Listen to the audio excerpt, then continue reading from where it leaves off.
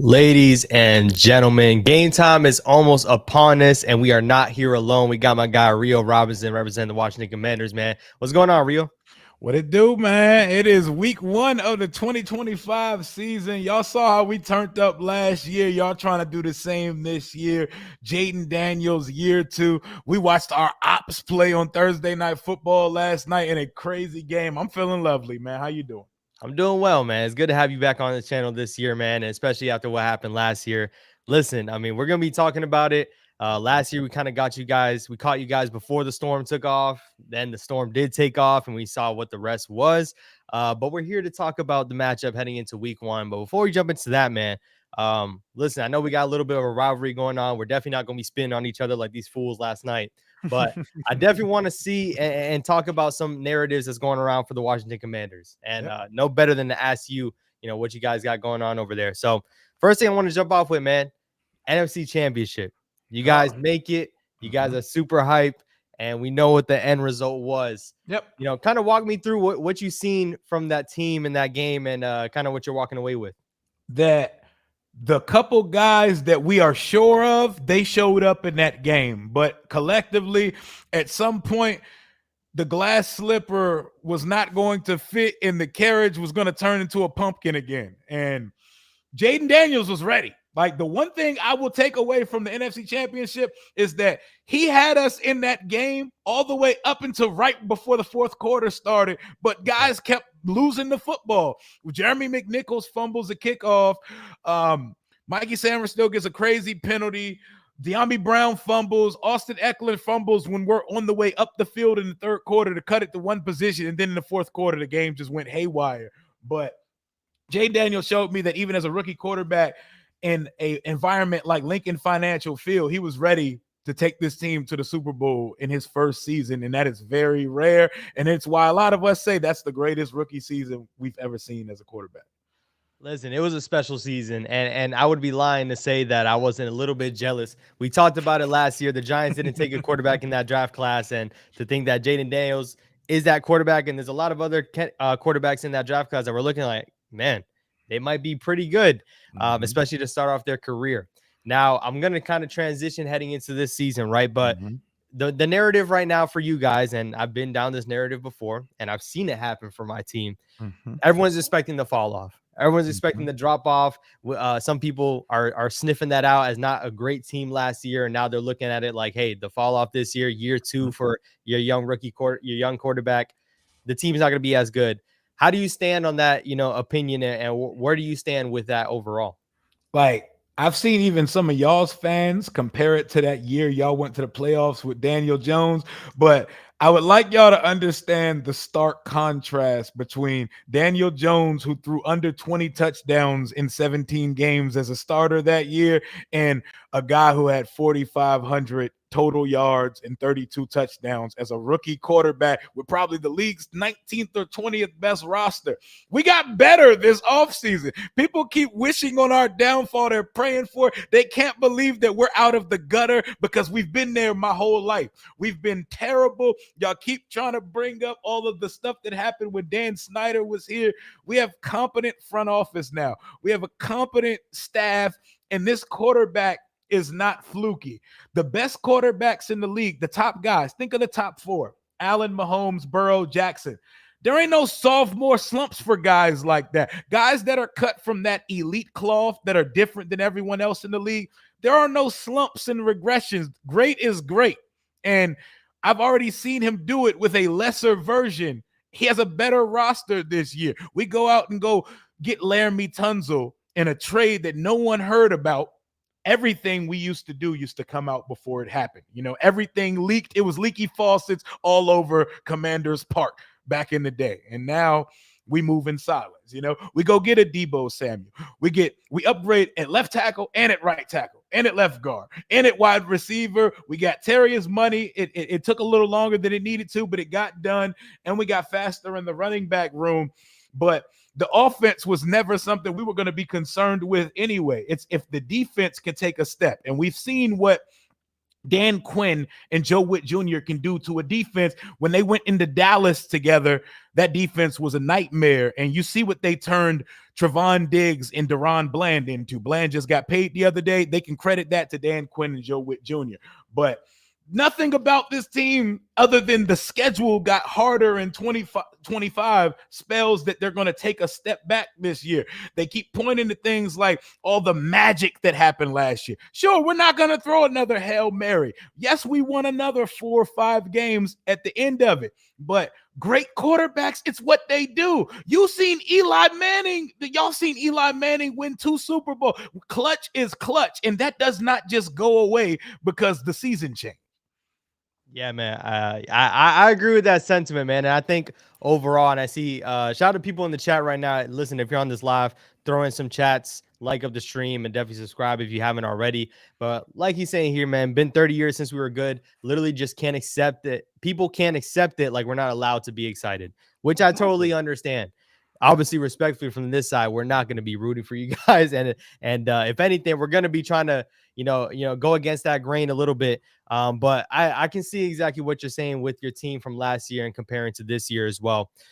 One thing I do want to speak on with your team, because I hear the improvements and we're going to be speaking on it, but a lot of people are kind of looking down on that defense because we know that defense was not great last year. They played well together, and I think as a unit they played well. Dan Quinn has done that wherever he's been. But do you guys feel like you generally got better on the defensive side of the ball as well? I say that because there was some departures from the team last year that, hey, maybe they're not better as an individual, but maybe they're better for the team morale. You got guys like Jeremy Chin that's not on the team anymore. I believe Fowler Jr. is not on the team anymore as well. Those are some guys that were making plays for you guys last year. I'm not going to bring up St. Juice. I know how you guys feel about him. So let me know how you feel about the departures on the defensive side of the ball. And I would assume you feel better, but explain with the departures as well. I promise you, you don't understand what the addition by subtraction of losing Benjamin St. Juice is to a locker room. Boy, that brother is legendary, generationally bad. But Jonte Fowler Jr. and Jeremy Chin, they balled for us last year. They hooped for us, but they had their hands out and they was expecting big paydays, and they're not big payday type of player. Look what we just made Terry go through to get his contract. There's one blank check guy on the room right now, and it's the quarterback of the football team. Y'all are not just about to cash in over one good season here. Dante Fowler Jr. had 10.5 sacks, but he's a liability on defense. You saw him last night versus the Eagles. If you're in a rundown situation, he's horrible. The last time we seen him, every time Saquon was on the field and Fowler was on the field, it was an issue. But Jeremy Chin was good for us. I would like to see what Will Harris could do, because Chin, there was a good portion of the season, Chin was the best player on our defense last year. But the biggest improvement to our defense in 2025, the secondary. The cornerback room goes from Emmanuel Forbes, Benjamin St. Juice, Michael Davis with our guy Mikey Sanders-Still, to now healthy Marshawn Lattimore. Actually healthy. He came here with his hamstring falling off the bone like brisket last year, and he looked unhealthy the entire way through. He did not play with the confidence or the speed that he played with at any of his career in New Orleans. He's dropped some weight. He's in shape, and he's healthy going into this season. The corner we took in round 2, Trey Amos, he looks like the corner that we've been expecting when we've been drafting corners the last couple times. He has the length, he has the size, he has the speed, and he specializes in man coverage, and his game does not drop off when he's passing it in a zone coverage situation. So our starting corners are now a strength when they were one of the biggest weaknesses on the team last year, with Amos on one side, Lattimore on the other side, and Mikey Sanders still became a demon over the year last year. We asked him to do a lot. That's why early on in the season, he was getting baptized. We had him playing on the outside, had him playing on the inside. Hey, we're playing the Bengals this week. Go ahead, hop out on this island with Jamar Chase in your 3rd NFL game and first ever primetime game. We asked him to do a lot, but by end of season, the dude caught multiple picks versus the Lions in the divisional round. He looked good in the playoffs, and I would go bar for bar and say Mikey Sanders still was as good as Cooper DeJean was, but Cooper DeJean was asked to do less in Philadelphia's defense. So that cornerback room is going to be the biggest difference that we have on the defensive side this year. I think another sentiment to what you're saying with your team being different with a competent front office is that you guys are drafting and you might be drafting well. It's Mhm. still early in this process, but I told you last Very. year, man, I was a fan of Mikey Sanders still. I wanted him on my team. We ended up Mhm. walking away with Andrew Phillips, who, looks solid up until this point, Mhm. but Sanders still on that Michigan national championship defense is the guy I wanted, in my opinion. But I can understand with your defense, and I still think that's going to be the topic when it comes to you guys in these big games, right? Because we know what JD's going to do if he has the ball in his hands. That's what happened last year. Late in games, you guys had the ball in your hands. Jaden Daniels was able to make stuff shake, and you guys ended up winning a lot of games last year. Now, talking about this matchup with us this week, the first game, and I think all Commanders fans are kind of looking past us as well, especially considering what the Giants did last year, 3-14. We made some additions, but then Mhm. we roll in a new quarterback, and I think that's going to be, a big difference for this New York Giants team overall heading into this game. Now, we talked off air, and this is the only time I want to bring him up. But Jackson Dart's on this team, but you guys are not going to see him. JD6. I heard they're calling him JD6 over Hey, he's gonna get used to the end zone. He's gonna get used to the end zone. Got to get him one up somewhere. But there. speaking in this sentiment, right? You see Russell Wilson across, and I think for you see an easy matchup with the lesser quarterback. But we got Jackson Dart sitting in the background. Where do you stand with Russell Wilson on this team? What do you think about Russell Wilson on the Giants? And you specifically told me they need to throw our young guy out there. What do you think? I mean, I feel like for the longevity and lifeline for Brian Daboll and Joe Shane in New York, y'all gotta at some point see what Jackson Dart has. And I'm the type with a young quarterback, it's better early than never because you need to see what you got in him. Russell Wilson is gonna hold the fort down for a little bit. He's a professional, he's a seasoned vet. Shout out to Russell Wilson, Hall of Fame type career, Richmond, Virginia. All of that. That's cool. But you took a quarterback in the first round. And Brian Daboll, you ain't seen success in a long time there in New York. And that seat is going to get hotter by the week. The NFL taxed y'all with one of the craziest starts to a schedule for a 3-win team in the history of the league. Y'all schedule is wicked. It is wicked. So y'all could be possibly staring a 1-5 starting. If I believe the defense is going to be really good. And unfortunately, in this league, that's not always enough. I think y'all are going to get enough early from Russell Wilson, but you're not going to get all that you could. The ceiling is higher with the young guy when you put him out there on the field at some point. But I'll tell you what, Russell Wilson is not as slippery and as athletic as he was earlier in his career. And if y'all put Russell Wilson out there without Andrew Thomas on the field, y'all better pray for that boy on Sunday.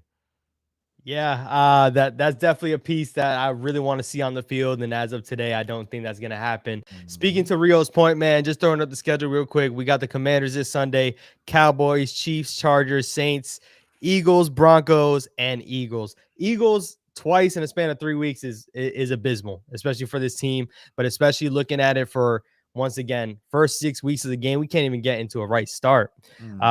Definitely sickening to see. But to that point, right, we talked about Russell Wilson, and he's not the quarterback that he once was at this point. And speaking on it for Brian Daboll's sake, Russell Wilson is going to be in the game, and a lot of people are going to point at, which I will too. Yep. Russell Wilson was able to take you guys down last year, a part of that Pittsburgh Steelers team. Yep. Is there that magic in the bottle that you think he can uncork again? It's not the same Russell Wilson that we saw, but he got it done against that defense. You guys made some improvements, but did that fear you at all? Did I put any fear in your heart? Granted, I mean, right now, I don't think so, but where do you stand like with Russell Wilson able to do it last year? I'm going to say this respectfully.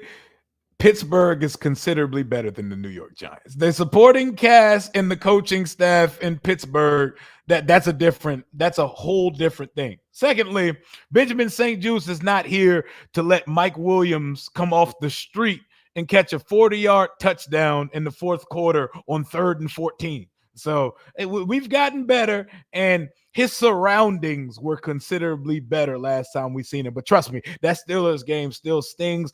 Zach Ertz decided to take a knee on 4th and 11 when Jaden threw a 12-yard pass to him. He caught it and took a knee in front of the sticks when we were driving to win that game.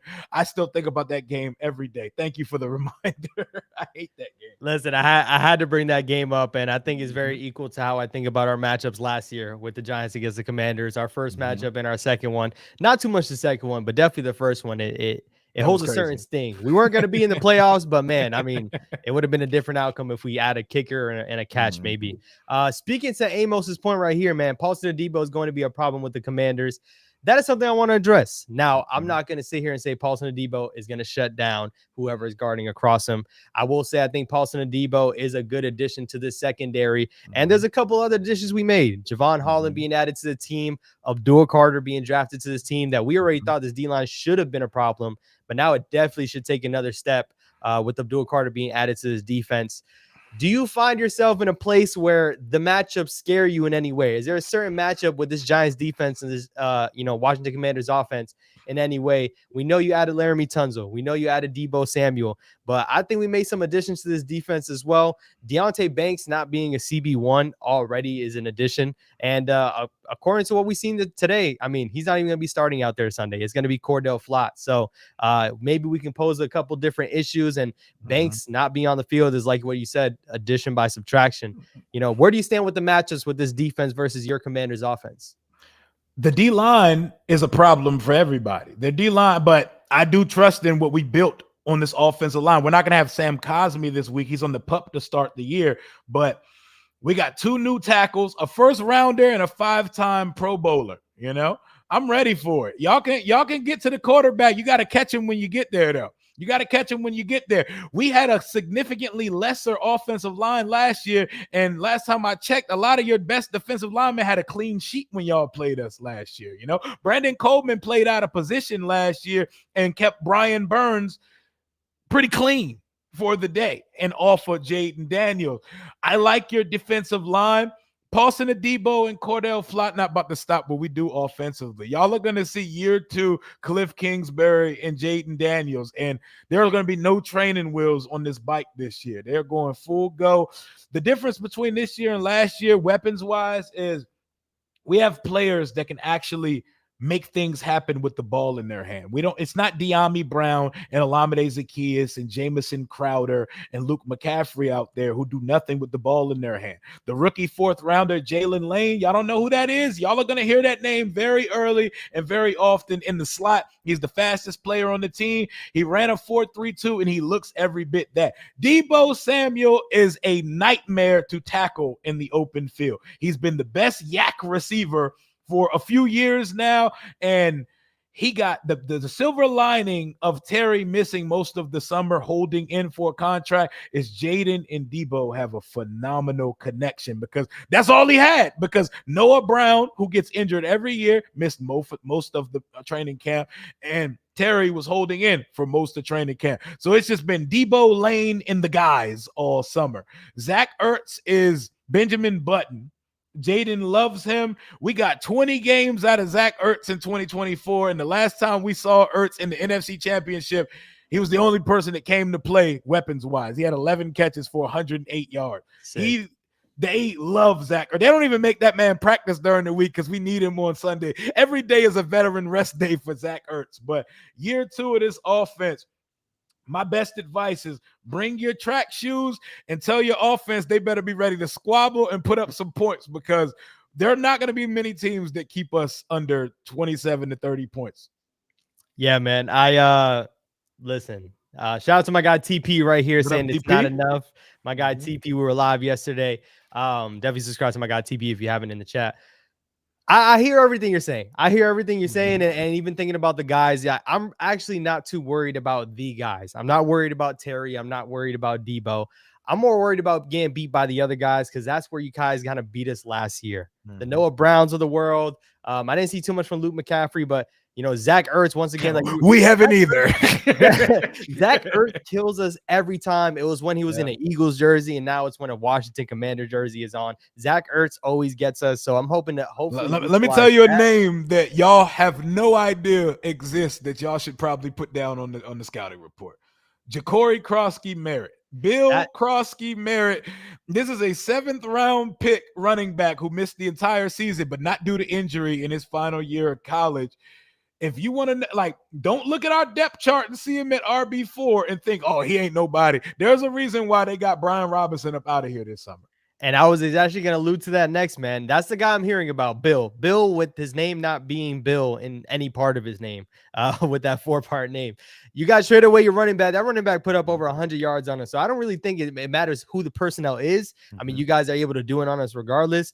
But what is it with Bill? Why did he become a phenomenon over the training camp? And, some and seventh rounders don't even make the team. And here we are talking about him ahead of our week 1 matchup. What have you seen from him that excites you potentially in this running game after the departure of a former draft pick, Brian Robinson? When I explain this to people, because I know they look at us crazy because we're hyping up and we're excited about a 7th round pick. We made trades for Debo, Laramie Tunzel, and Marshawn Lattimore. So we went into the 2024-5 draft with 5 picks. We had 5 picks in the whole draft. So we have to be very precise and very efficient in what we're drafting. So we need guys that are available to play right now.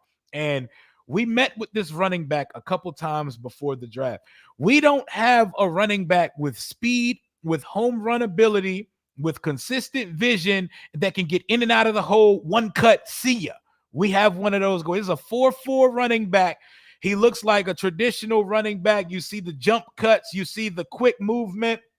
He's a guy that turns nothing into something every time he gets it. He's met at the back. Like in the preseason, we had him running with grocery baggers and Lyft drivers blocking for him in the preseason. He's being met in the backfield and still getting past the line of scrimmage each run. He's exciting, man. He's an exciting player, and we're going to get him on the field early. I think you're going to be seeing a lot of him and Austin Eckler as the 2 lead guys in that room this year. Listen, I'm going to be honest. I drafted Austin Eckler in my fantasy team because I do feel like if there's a lead back, he might be the lead back, but I understand you guys are going by committee. But if there was one guy that you're throwing in there for the first down, it's most likely Austin Eckler. We'll see what Bill does on this weekend, but I'm not going to fade away too much from talking about this D-line. We got to get back to it. I know we got my man in the chat saying, isn't it the same 3 dogs as last season? Plus What up, E? Abdul Carter, and we beat y'all. Listen. First of all, if we're talking about Abdul Carter and what he can be, right? We haven't seen him play a single snap, and I understand that. But from what we've seen, the guy is electric. The guy is twitchy. And alluding to his next point as well, which is a great point. Shout out to my guy, E. Last time I checked, didn't Josh Carnley handle Abdul Carter in college?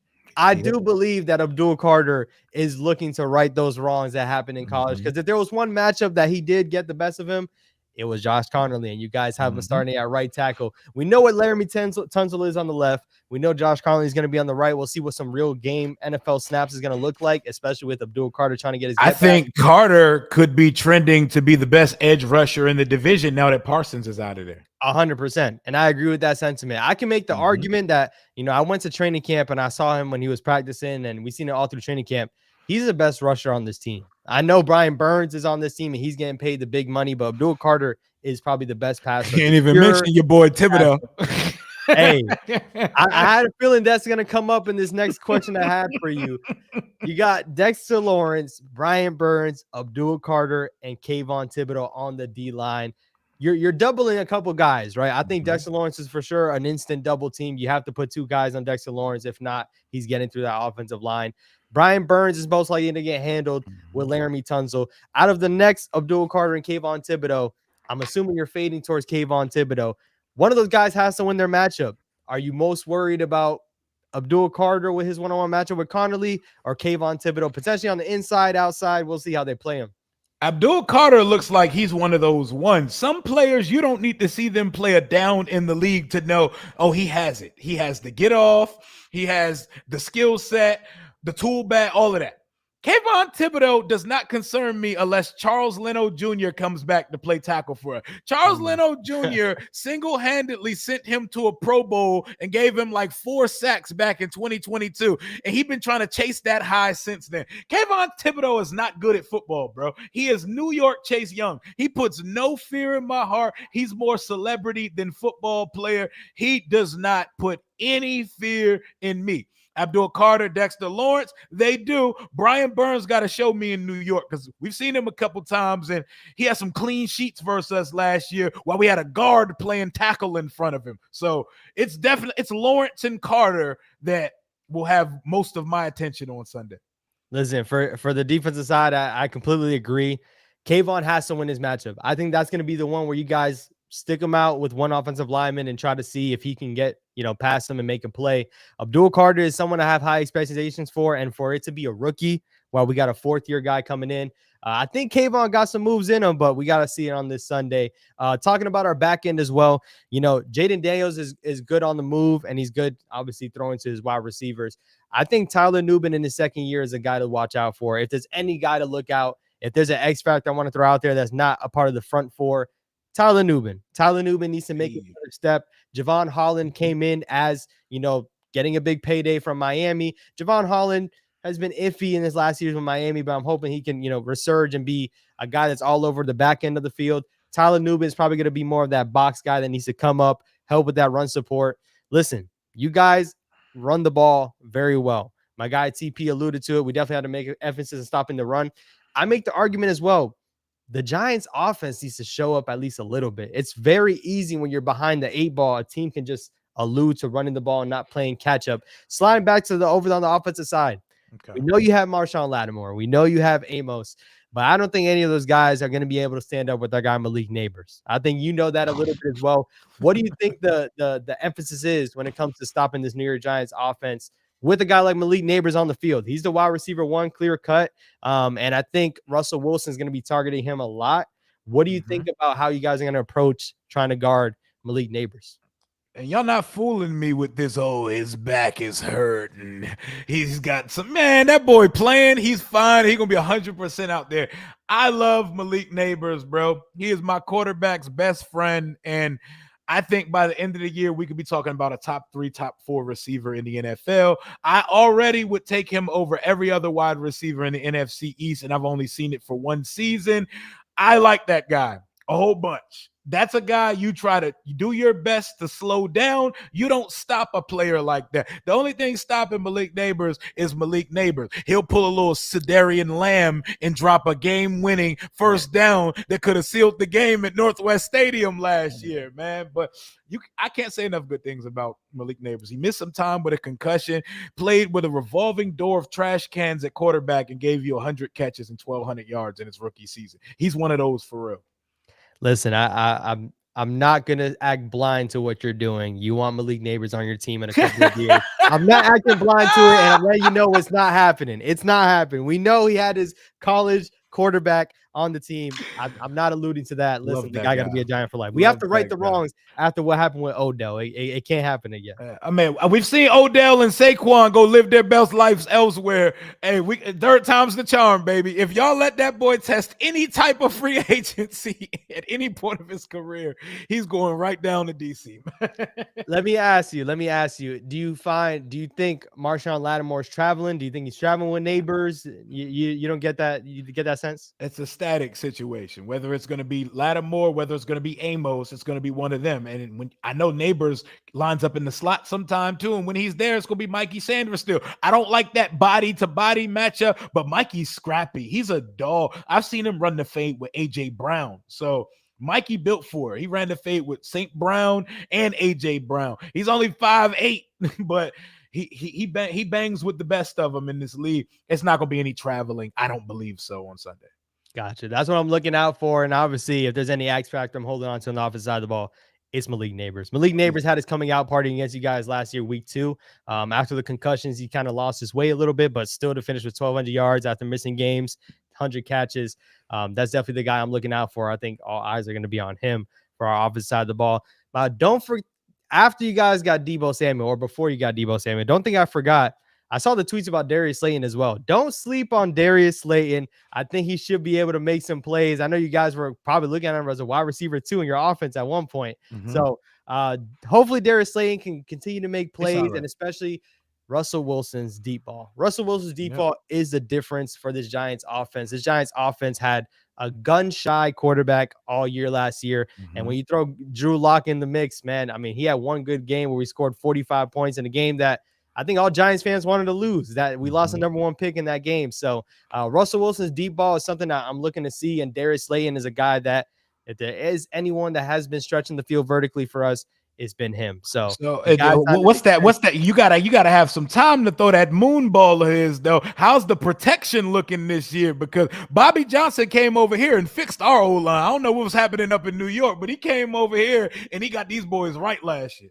Listen, we had guys that were drafting as guards and trying to stick them out there as tackle because we're trying to call him a tackle. Josh Azudu being the player, and I hope if we see Josh Azudu on the field, I know something terrible happened. We talked about it earlier, but Andrew Thomas is looking like a guy that's not going to be out there. So we're going to see James Hudson. James Hudson is a guy that his best attribute is probably picking a fight. That's probably it. And that's after the whistle's blown, not during the play.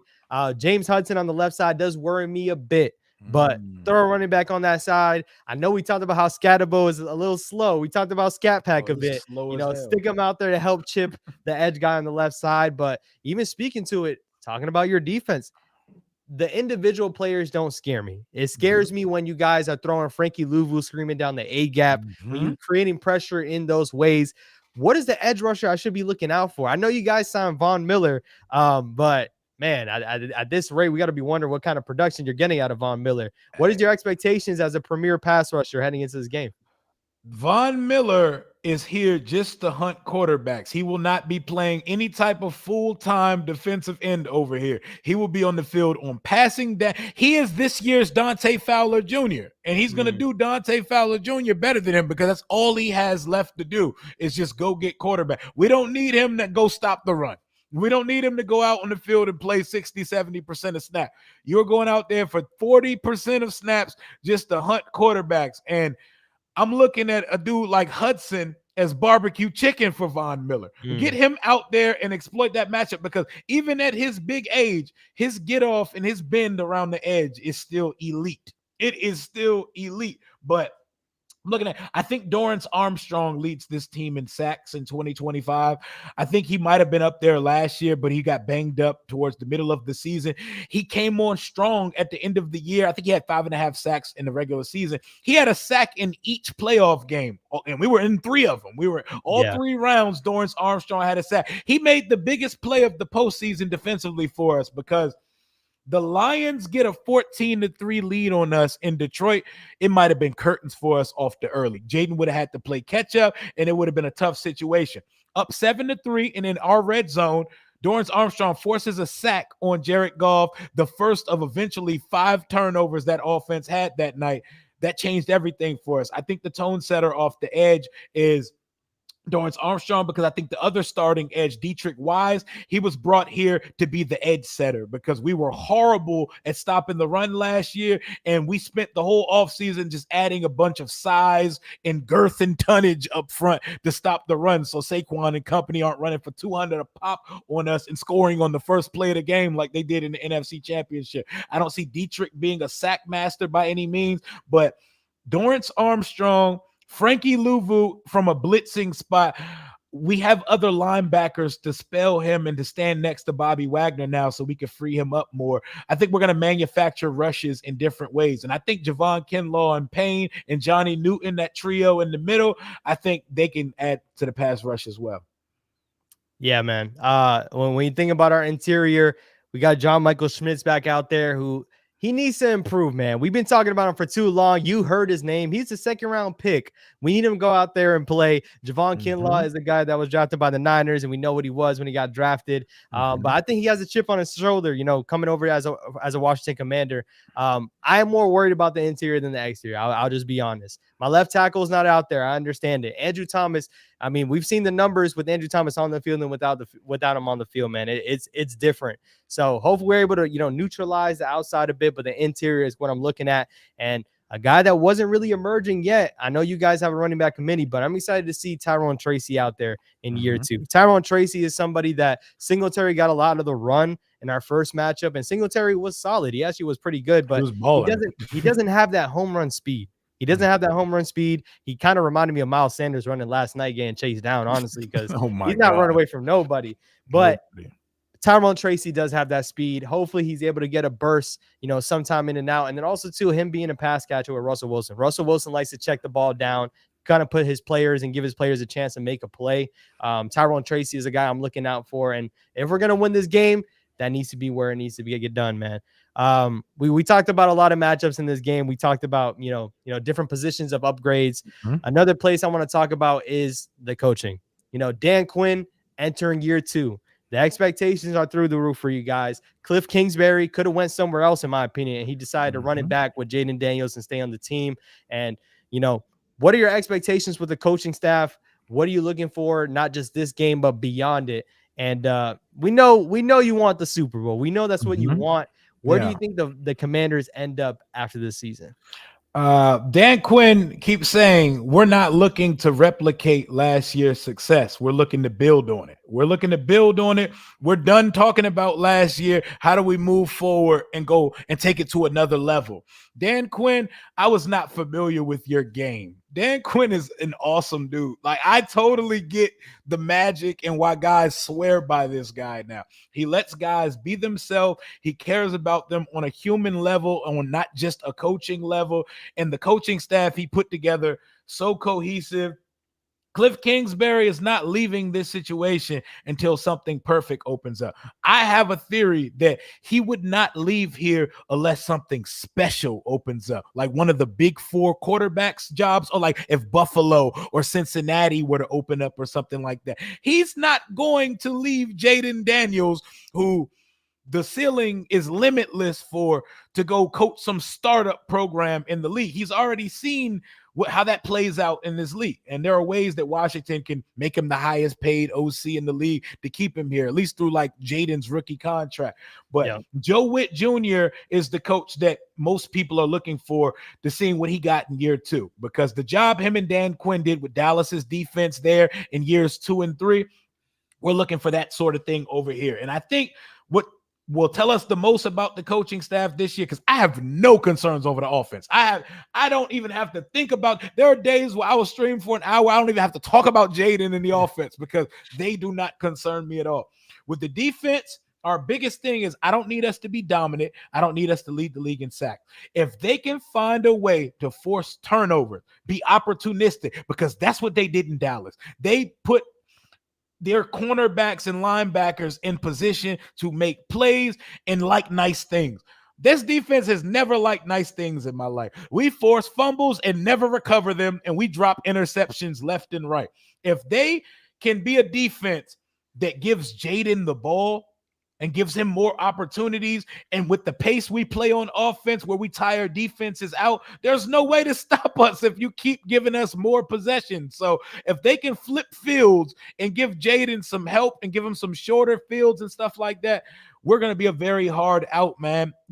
I can't, like, it's not a do or die. If we don't go back to the NFC Championship or the Super Bowl, this season was a failure, but I can't see a world where we don't make the playoffs again and win another playoff game in 2025. Listen, I'm jealous. I'm a little bit jealous, man. I'm a little bit jealous. That should have been us. I've never felt this in my life. Like, this is my first time feeling this way. I've never had confidence, and it wasn't delusion, man. And I'm gonna let y'all have it, man. I'm gonna let y'all have it. But alluding to that, right? Like you said, you're wanting to get to the playoffs and get another playoff win under your belt. You got the young rookie, not rookie quarterback, but young quarterback on your team that's been playing well. I just have to bring this point up because I think it does factor into why I believe the Giants will walk out victorious on Sunday. Okay. We have no pressure. There is no pressure for this New York Giants team. The Commanders are coming off an NFC Championship game they got embarrassed. They got a 50 ball threw up on them. They're coming in with expectations after adding a Larry Tunsil, a Debo Samuel. You guys cannot lose to the New York Giants because why? We are the New York Giants. We won 3 games last season. We haven't looked good in a couple years. They added a new quarterback to this team, but the offensive line can't even get their woes right.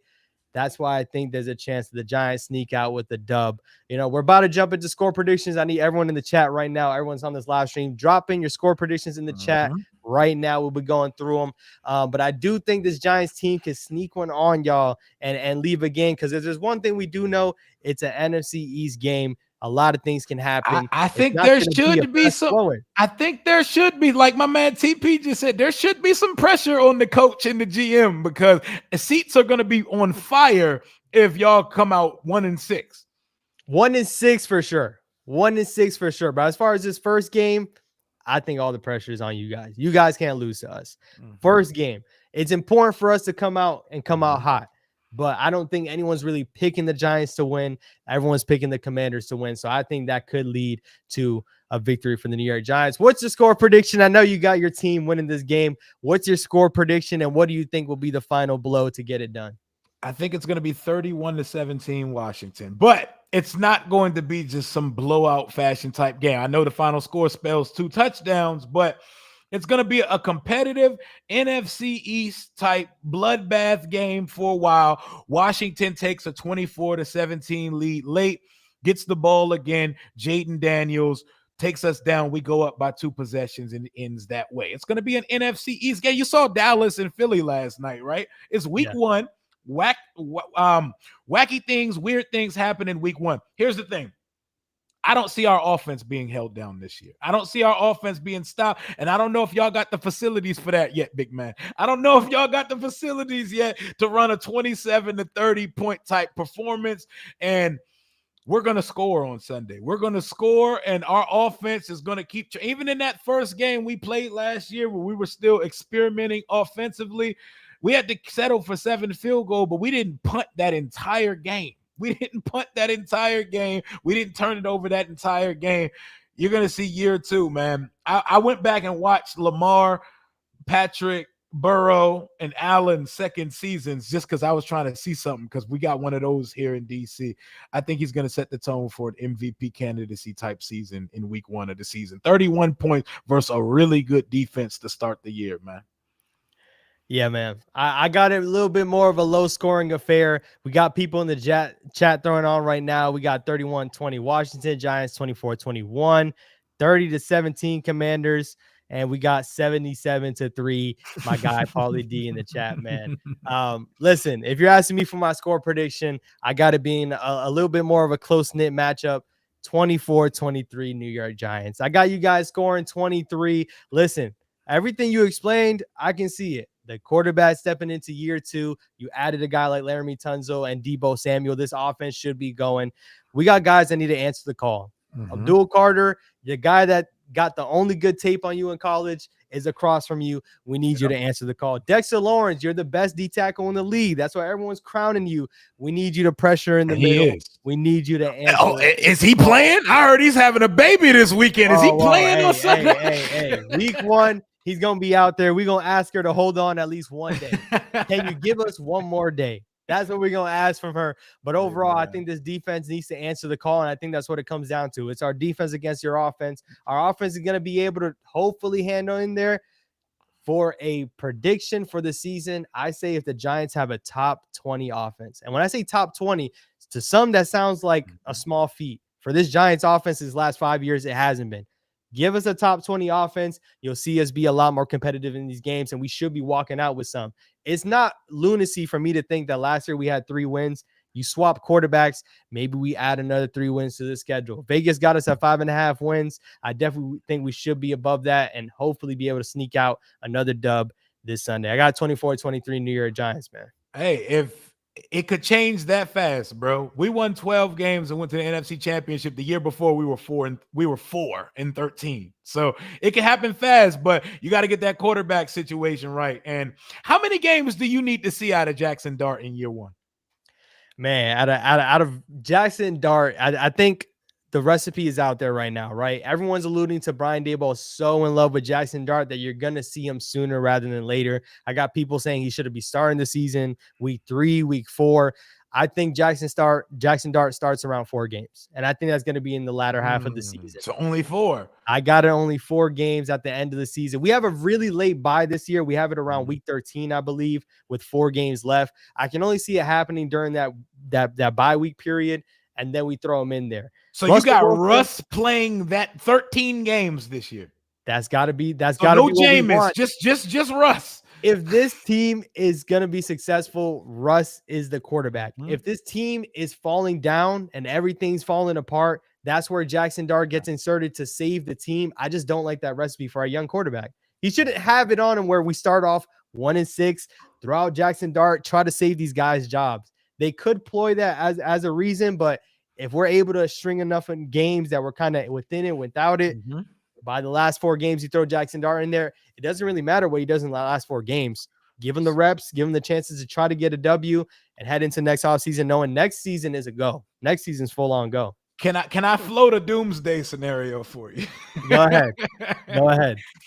If y'all start the season 0-5, if y'all lose the first 5 games of the season, and seats have to be somewhat on fire, even though y'all are not a in-season firing type of organization, you got to put Dart ass out there, right? Yeah. Yeah, we have to put him out there. And that's my point on it, right? I see TP in the chat saying 4 games. Yeah, Jude, we need to talk. That's the scenario. If Jackson Dart is in the game, if Jackson Dart gets thrown as a starting quarterback, it's because we're 0-5, we're 0-6, we're 1-7. Do I want us to be 1-7? No. If we find ourselves within 3-3, Russell Wilson's still going to be the quarterback. Even a 500 record, you keep Russell Wilson in there. Throwing Jackson Dart to save the team is just not the recipe. That's just my opinion. I mean, people can have otherwise. And Jackson Dart does excite me. He does. We signed Russell Wilson for a reason. If not, make Jackson Dart the starting quarterback week 1.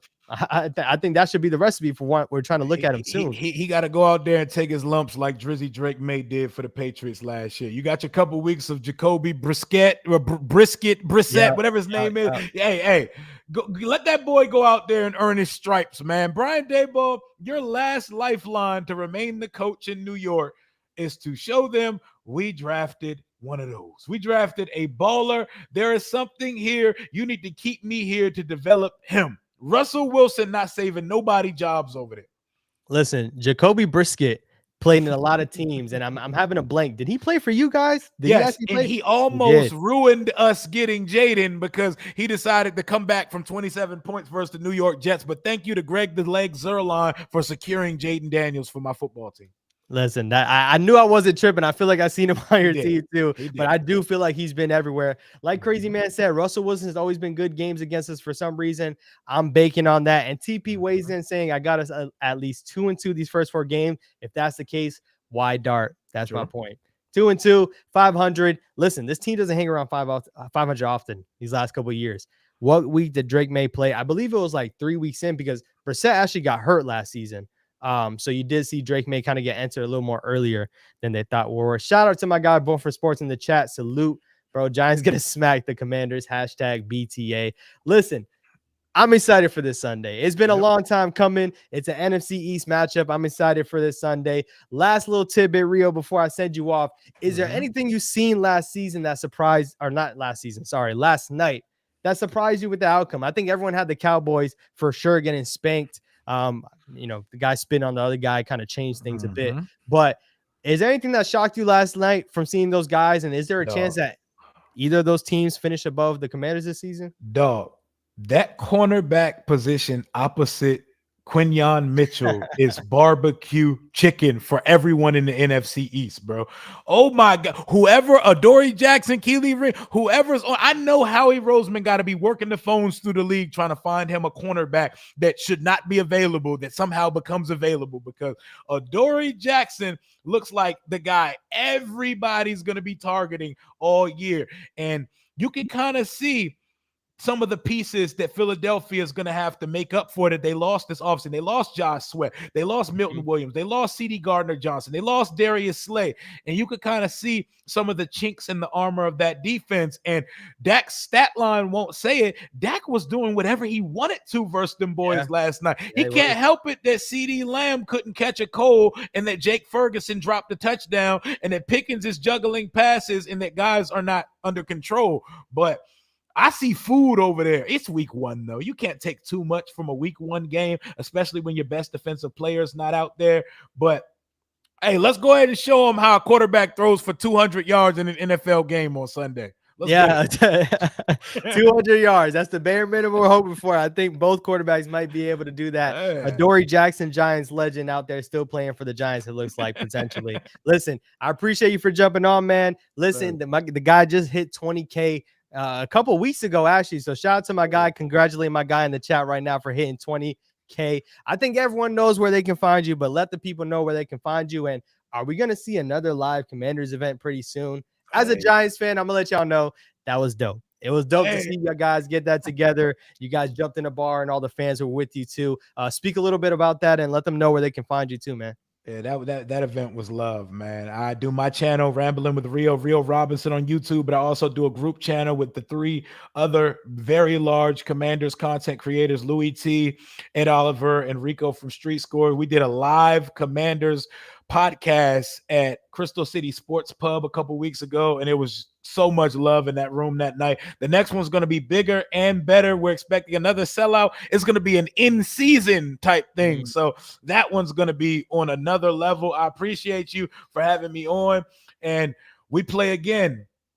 We play again later in the season, man. I gotta come on with you and TP, man. I'm ready for it, man. Hey, we're definitely gonna put that in the works. You're gonna see him on the channel again. Appreciate you for jumping on, man. Everybody in the chat right now, go follow up my guy Rio if you haven't already. We are ready. We're 2 sleeps away from the matchup, and we'll be tapping in pretty soon, man. I'll definitely be hitting the inbox one way or another. So appreciate you for jumping on, and everybody, salute. Have a great night and watch football tonight. Enjoy it. It's back. Peace. Hey, it ain't personal when these brooms come out, y'all. All right. We won't catch y'all. Peace.